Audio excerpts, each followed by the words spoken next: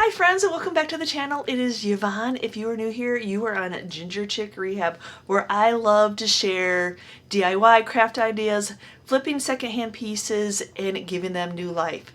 So in today's video, I recently ran across a Pinterest board that has inspired me, and little did I know that not only had I saved a whole bunch of her pictures on my Pinterest board, but I ended up buying some of her stencils out of Canada, and I absolutely am in love with them. So if you've seen my palette videos of making over natural wood and many items, I actually ordered some more of her stencils because that's how much I love them, you all. So in today's video, I actually ran into my local Habitat and they had $2 boards. Oh my gosh, that were already painted. Never underestimate the wood section of what people are tearing apart at your local Habitat. First off, I wanted to start off easy and small for you all. So yes, these funky junk stencils. She is out of Canada.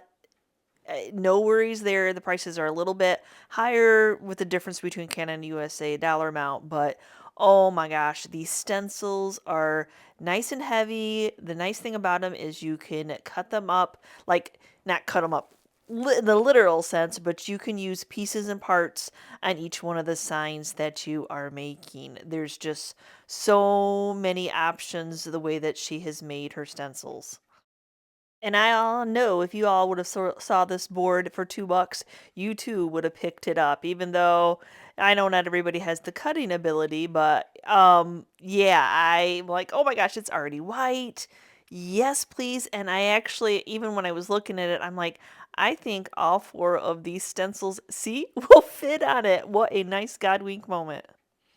So I just need to cut it down. So I'm going to go ahead and measure half and then measure half from there, and hopefully my measurements will be right. So I'm going to go ahead and use the chop saw to make this cut. Now I'm going to have to actually cut this twice because it's wider than what the blade is, but I like this. It has that laser on it, y'all. I picked this up at my local Goodwill for $45. I'm still in awe of that. And I am slowly becoming friends with it, but always, frenemies because I still do not trust cutting tools. So I take my time. It's better to be very safe than sorry. So cutting right on my measurements, very slowly, have eye protection on, and making that cut. So see where the blade doesn't cut all the way through, so that I'm going to have to flip it around and cut that other little piece.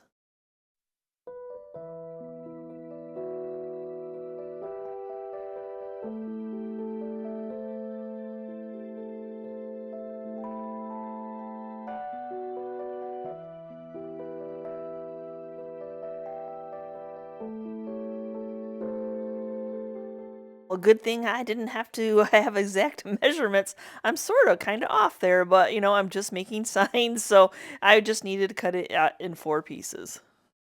Now that I have them cut, I need to give them some age. So I have some 80 grit sandpaper. I'm going to go ahead and try to get down underneath some of that paint. This paint must have been a latex, so it's that gummy stuff that's going to ruin your sandpaper. But hey, I'm not complaining. They were already pre-painted. So I really want to go ahead and give them some age, and I want to take off that sharpness of the very square corners by just leaving the sander on it a little bit longer, and that'll kind of give it a rolled edge. So now I'm just going to use a little bit of spray adhesive to help keep the stencil in place. If you can hold on to it while you're doing it, or you could tape it, whatever will work for you. These are nice because they're quick little signs, especially if you just buy a board and you just paint it. You can have a whole bunch of different variants of what you can use for these signs. And with having an open house coming up the end of March here, which you'll already have seen, it'll already be past by the time you see this video. It was nice to make some quick little buy signs that were super easy. And the nice thing is, if they sell really well, I have the stencils to make some more. As you see, I'm just using the coal black in the fusion paint. The nice thing about this paint is it has a primer and a top coat, so once I get that paint on, I don't have to seal it in with anything. Then I'll usually clean my stencil right after I am done using it. That way I don't get any wet paint as I'm moving this around. Just a wet wipe, a wet rag. It really is that easy just to clean, and then I just dry it off before I move on. I want the 10 pounds on there, but it was a little bit off, so I'm going to actually move it up a little bit. As I said, that's the nice thing about these stencils is you can kind of adjust them to the what you need. I do want to make sure that my other paint is good and dry, so I'm just going to take a heat gun to it, make sure it's dry, and then put the stencil back on and get that 10 pounds the way that I want it.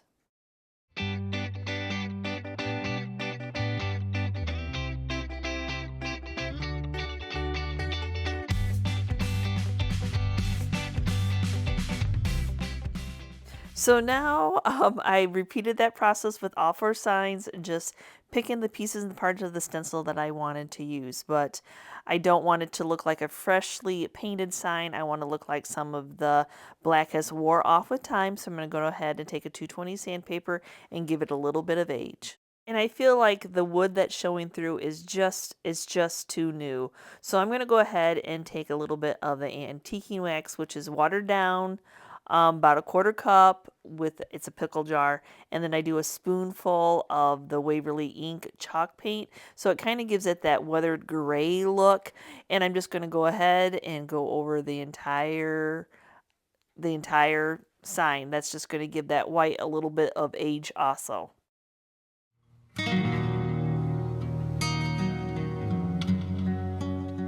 Well, you know, I always say do a project until you love it. And I feel like I want a little bit more dark around those edges. So I'm just using some of the Jolie's black wax just to give it a little bit more dirty, aged effect. So I think this will work out perfect. The antiquing wax is still wet, so I have a control. I can always just wipe off if I get too much on. Now that I have them the way that I want them, I like that age. I'm not sure if wax is really outdoor safe. So I'm going to go ahead and seal these in with just a coat of the Weather Defense. Now that I have all 4 sides done, I'm going to go ahead and I need to have some type of a hanging system. So I can see somebody hanging these on a fence, a hook, by your mailbox, on your front porch.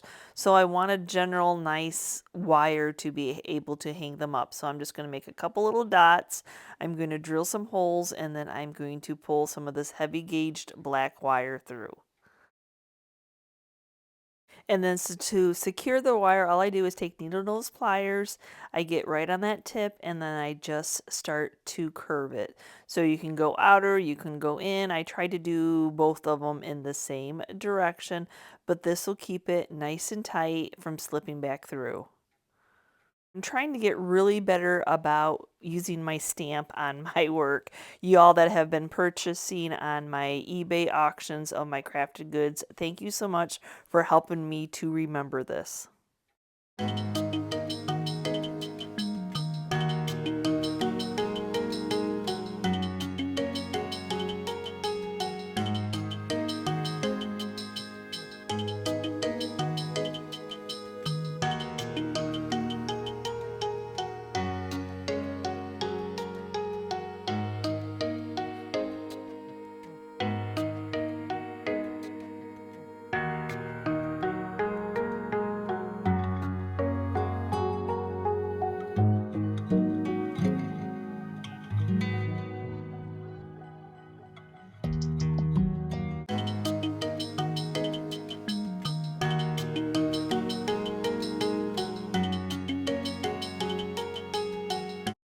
Okay, so I'm not sure. I think I might have got this at the hoarder's pick.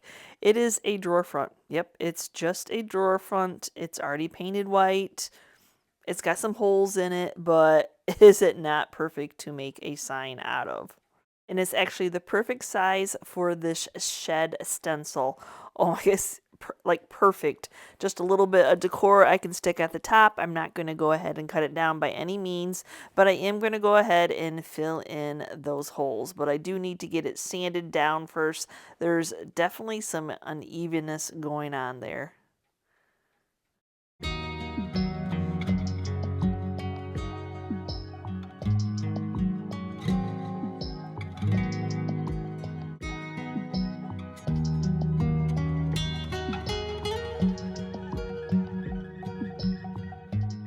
I really don't think that I have to paint the entire board, so I'm just going to take a paper towel and a little bit of my Kills paint and primer and just cover that up. I think once it dries, it'll blend right in, so I'm just going to feather it out a little bit, and I think it'll cover up these holes perfectly. Now, because of how big the letters are, when I went to do the swirling technique on this piece, I can see those swirling brush marks. So I'm just going to go ahead and use the makeup sponge from the Dollar Tree and just do the pouncing technique. That way I don't see those swirls on there.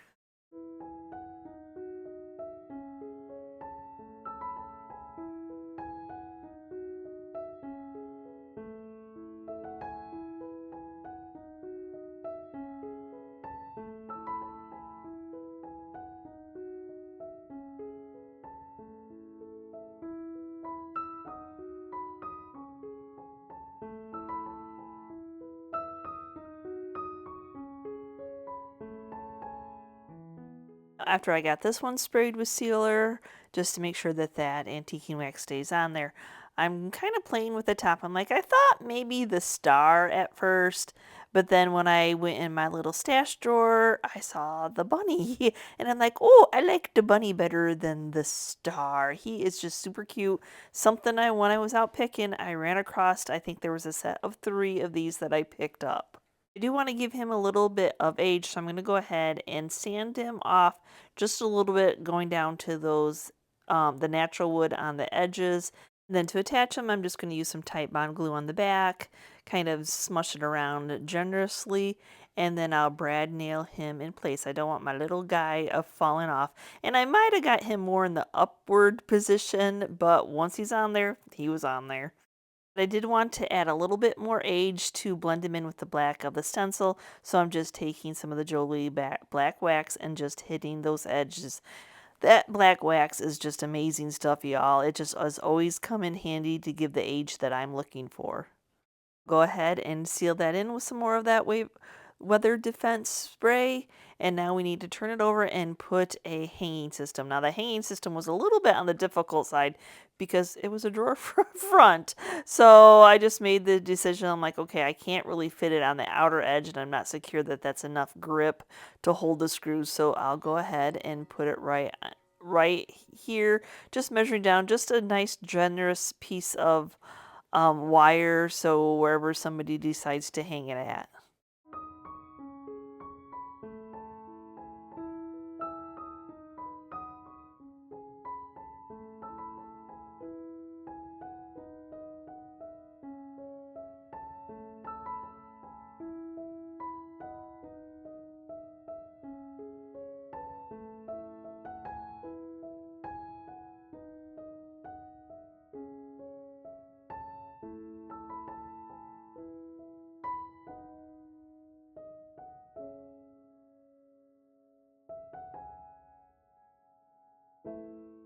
For my next sign, it's actually something I've had in my stash. I actually got it all painted up, got it put together, but I never actually put anything on it because sometimes it's just waiting for the right stencil. But I do know that I need to give it some age because it was just bright white. So I'm going to go ahead with some 220 sandpaper and just give it some distressing. And I actually ordered this stencil because I believed it was going to be the perfect fit. And it is. I love antique signs, and the date on it actually comes with this extra numbers that you can change the date, but I don't mind the date at all. But it's nice to be able to personalize it if you want to. And you have the numbers to use on another project. Isn't that nice? So it's the same process, y'all. I'm just sharing these stencils with you and the ideas of creating with the stencils. So same paint color, same always using the spray adhesive, just a personal choice, and I'm loving on this coal black for my stencil color. It is a personal preference. Do you want to add a little bit of age? Do you want to leave it bright white? I think I'm going to go ahead and age this one too. And it's just fun to have that play of doing, it's still white, but it has that little bit of age to it.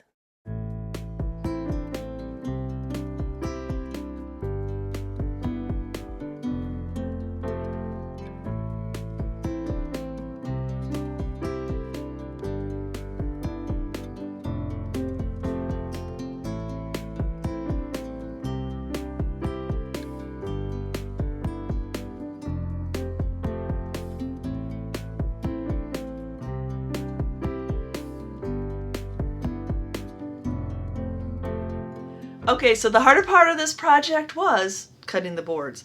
Other than that, wow, her stencils made it so super easy to make a sign. Finding boards that are already painted. They do have boards that weren't painted that you could totally buy way cheaper than you could buy at your hardware store. So I know us pickers, we love salvaged finds and finding white boards that I didn't have to paint. Thank you. So give me a quick comment down below. Have I inspired you to look at secondhand finds in a new way, including just pieces of wood that you can make into amazing signage? Oh my gosh. And I know a lot here on the channel. I share a lot of making signs with my Cricut.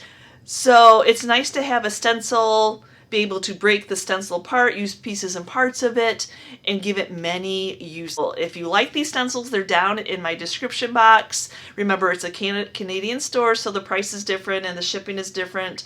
But y'all, I can just see me make, especially those smaller ones, see me making those over and over again.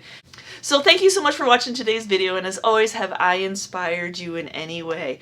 And if you're a part of our YouTube family, thank you so much. And if you're new and you're checking out this channel for the first time and you liked what you saw, please hit that subscription button along with the notification bell so you know we've uploaded a new video. And we will see you next time, guys, and you can see what I'm up to.